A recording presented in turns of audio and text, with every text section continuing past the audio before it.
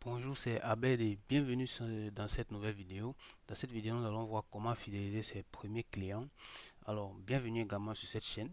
Ici, nous essayons de démystifier tout ce qui est vente en ligne, tout ce qui est business en ligne de façon un peu plus concrète, de façon à permettre à tout un chacun de démarrer enfin son activité sur Internet. Donc, si ça t'intéresse de connaître diverses techniques qui vont te permettre de faire évoluer ton activité sur Internet ou de générer un complément de revenus, alors n'hésite pas à t'abonner en cliquant juste sur le bouton qui est en dessous. Donc, comment fidéliser ses premiers clients, c'est le thème de cette vidéo. Alors, premièrement, je vais commencer par les avantages. Déjà, en ce qui concerne la fidélisation des clients, il faut savoir qu'il est moins coûteux de faire de la fidélisation client que de l'acquisition de nouveaux clients. Donc, en général, ça revient à 3 à 5 fois moins cher d'aller chercher à fidéliser ses clients déjà acquis au lieu d'aller chercher à chaque fois de nouveaux clients.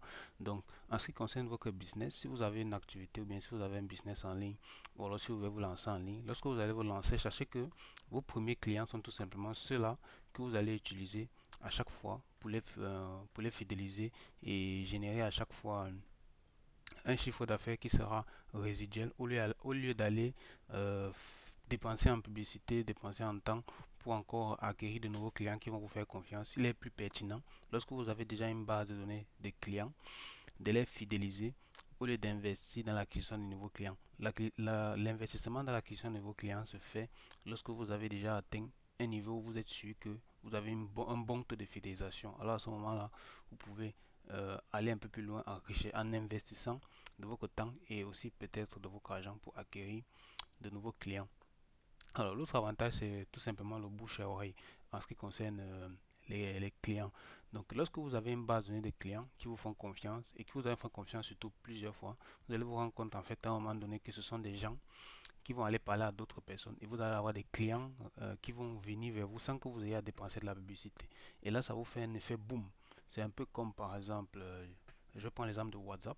Lorsque WhatsApp est arrivé, par exemple, c'est quelques personnes qui utilisaient cela, mais avec les facilités d'utilisation qu'ils ont vues dans WhatsApp, ils ont tout simplement communiqué à d'autres personnes, qui ont communiqué à d'autres personnes, qui ont communiqué à d'autres personnes. Et ça a fait en fait un effet boule de neige, ce qui fait que WhatsApp est devenu après une application incontournable qui consomme la majeure partie du temps des gens sur Internet aujourd'hui. Donc, si toi tu suis ces vidéos, certainement tu as un compte WhatsApp, tu as certainement eu à découvrir des choses, à passer beaucoup de temps sur WhatsApp. Je vais dire chaque jour, certainement tu passes pas mal de temps sur WhatsApp.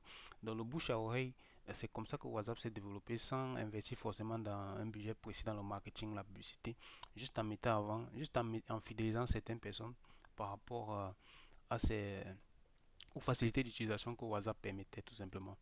Alors, l'autre avantage également, c'est que vous allez pouvoir stabiliser vos revenus. Lorsque vous fidélisez vos clients, vous pouvez stabiliser vos revenus sur un certain temps. Par exemple, les grandes entreprises, qu'est-ce qu'elles font?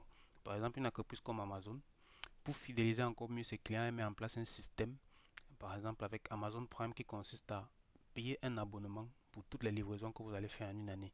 Donc vous payez juste un abonnement sur un an et vous ne payez plus les frais de livraison pour les prochaines commandes que vous allez avoir à passer sur Amazon. Ça c'est très pertinent et ça permet à Amazon d'avoir un chiffre d'affaires stable et de fidéliser et de jouer sur la fidélisation client parce que lorsque Amazon fait ça, Amazon est sûr que chaque année non seulement les gens payent un service pour lequel ils sont satisfaits et de façon constante, sans avoir forcément à chaque fois à refaire de la publicité. Donc ça leur permet d'avoir un chiffre d'affaires constant et de fidéliser leurs clients.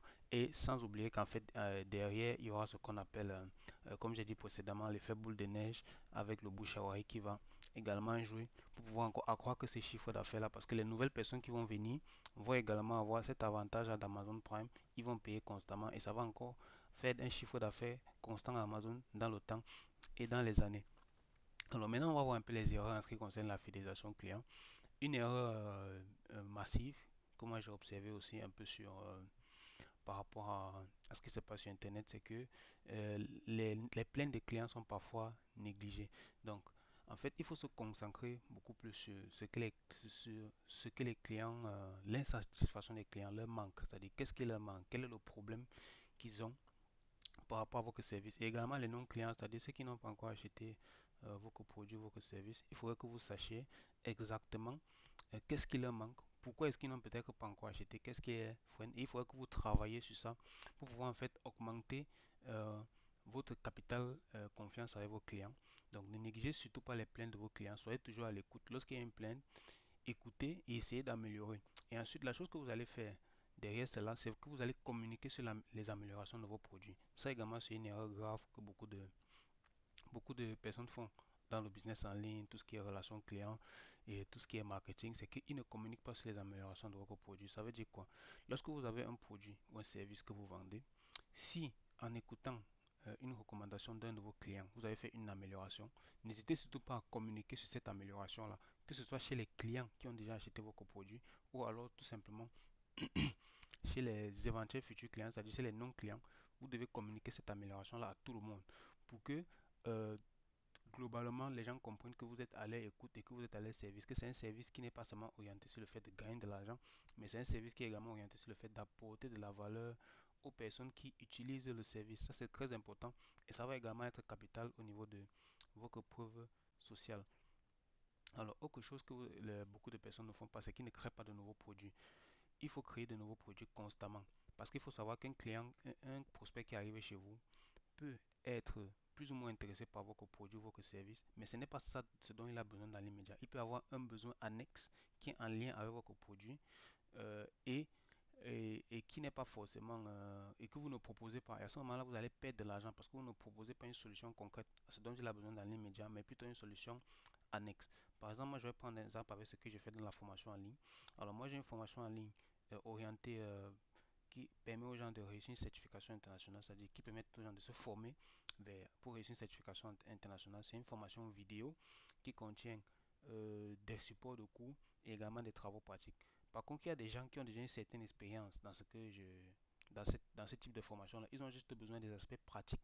Donc, si moi je leur propose ma formation, et ils vont voir ça en fait comme une répétition parce qu'ils ont déjà eu à le faire. C'est la raison pour laquelle pour pouvoir leur proposer quelque chose avant, je leur propose une formation pratique avec uniquement des travaux pratiques que je leur vends. Étant donné qu'ils ont déjà un certain niveau, ils peuvent donc souscrire à cela. Et moi, ça me fait un chiffre d'affaires supplémentaire parce que c'est une offre qui leur correspond par rapport au background qu'ils ont déjà. Donc, évitez surtout de vendre un seul produit. Moi, par exemple, chaque mois, j'essaie de sortir un nouveau produit, une nouvelle formation ou un nouveau type de service pour pouvoir élargir ma gamme de propositions clients, propositions de valeur pour augmenter également mon chiffre d'affaires et être plus crédible envers mes clients. Alors, autre chose à faire, là c'était les erreurs. Maintenant, on va passer en ce qui concerne concrètement la fidélisation client. Première des choses, c'est qu'il faut connaître vos produits, vos clients pour être pérenne. Ça, c'est fondamental. Si vous avez un produit que vous vendez, je pense que le minimum quand même pour vous, c'est de connaître au maximum la proposition de valeur de ce produit, la proposition de valeur de ce service. Une fois que vous avez rodé vos propositions de valeur, vous devez donc être à l'écoute de vos clients pour faire le lien entre la proposition de valeur d'un côté et euh, et les problèmes du client d'un autre côté pour que ces deux éléments puissent être mis ensemble pour pouvoir gagner le maximum d'argent, pour que ce que vous avez mis sur pied résolve le maximum de problèmes du client, pour que celui-là n'hésite pas à aller chercher dans son portefeuille pour vous payer par rapport à ces solutions pertinentes que vous apportez. Autre chose, c'est que dans le business, il faut tenir ses promesses. Ça veut dire que si vous décidez d'ajouter euh, une caractéristique précise, un élément de formation précis, si vous décidez de faire quelque chose de précis par rapport à votre business en promesse à votre client, si vous décidez que vous allez lui faire un coaching chaque jour ou bien chaque semaine, je sais pas moi, vous devez tenir vos promesses parce que si vous ne tenez pas vos promesses, ce client ne va pas vous prendre au sérieux. C'est-à-dire que le client va estimer que vous n'êtes pas quelqu'un qui est sérieux et il va tout simplement chercher les solutions alternatives. Même s'il a payé chez vous, il ne reviendra plus chez vous. Il faut savoir qu'un client qui a été déçu une fois n'achètera plus jamais. Ça, c'est très important. Donc, tenez vos promesses envers vos clients et maintenez ces promesses-là pour pouvoir leur permettre de vous faire confiance sur le long terme. Alors, ici, on va également parler du sérieux dans le business. Il faut savoir qu'il est préférable de perdre de l'argent que de perdre un client. Moi, par exemple, dans mon business de, de facilitateur d'achat pour les personnes qui sont en Afrique sur les sites e-commerce étrangers, moi, je préfère perdre de l'argent par rapport à un client que de perdre ce client-là. Pourquoi? Parce que c'est plus pertinent euh, de permettre au client de profiter du service malgré le fait que vous avez un problème par exemple dans la livraison, par exemple dans la logistique. Moi, ça m'arrive par exemple dans le cas de mon activité de facilitateur d'achat, par exemple, il y a des fois où la personne peut passer une commande, moi je passe la commande sur le site peut-être e-commerce Et ensuite, au niveau de la livraison, ou bien au niveau de la logistique de tout ce qui est livraison, par exemple, le colis n'est pas livré peut-être au point où ça devrait l'être.